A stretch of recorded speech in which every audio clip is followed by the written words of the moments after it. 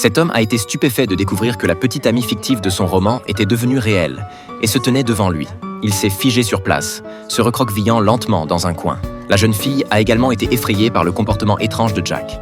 Il se trouve que Jack, tout juste diplômé, était déjà devenu un écrivain célèbre dans la région grâce à son premier ouvrage. Pourtant, il n'en était pas heureux, car l'inspiration pour son prochain livre semblait s'être tarie, le laissant désemparé. Sa vie monotone de tous les jours commençait à l'ennuyer, à tel point que lorsqu'il regardait sa machine à écrire, il ne voyait qu'une page blanche. Ce soir-là, épuisé après une journée bien remplie, Jack s'est endormi dès qu'il est rentré chez lui. Dans son rêve, la jeune fille est réapparue, baignée dans une lumière dorée. Jack a réalisé à quel point tout semblait réel. Ainsi, ils ont partagé leur vie et leurs expériences dans la forêt.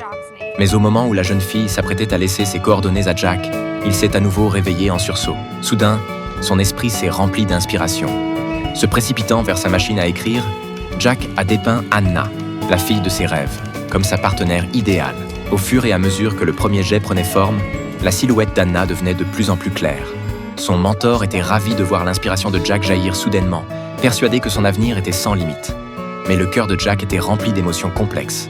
Il a confié à son mentor qu'il était tombé amoureux de la fille de son livre.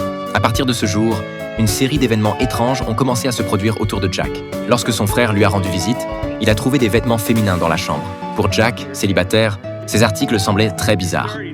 Pris de panique, il a prétendu que le chien les avait ramenés de l'extérieur. Mais avant même que quiconque ne puisse réagir, sa belle-sœur a déniché un autre sous-vêtement dans le tiroir du bureau. Bien que la situation soit devenue gênante, le soir venu, Jack, préoccupé, a demandé à son frère d'évaluer son nouveau livre.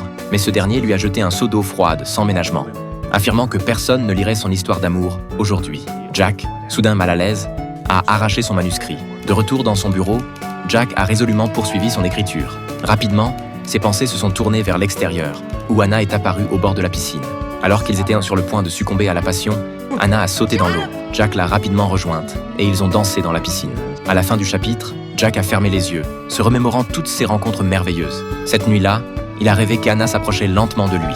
Le lendemain matin, Jack a été réveillé par la sonnerie du téléphone. Il s'est habillé à la hâte, prêt à partir. Dans sa précipitation, il a aperçu son chien qui attendait de sortir. Alors qu'il s'apprêtait à l'enfermer dans le jardin, une voix a soudain retenti à côté de lui. « Je vais le promener, c'est parfait, merci. » « Tu m'as tellement manqué dans le lit hier soir. » Jack s'est figé sur place, incapable de distinguer la réalité du rêve. Il est remonté en courant, essayant désespérément de se réveiller, mais en vain. Anna n'avait pas disparu. Elle avait même commencé à lui préparer le petit déjeuner. Il s'est empressé de demander de l'aide à son frère, mais ce dernier refusait de croire aux propos illogiques de Jack.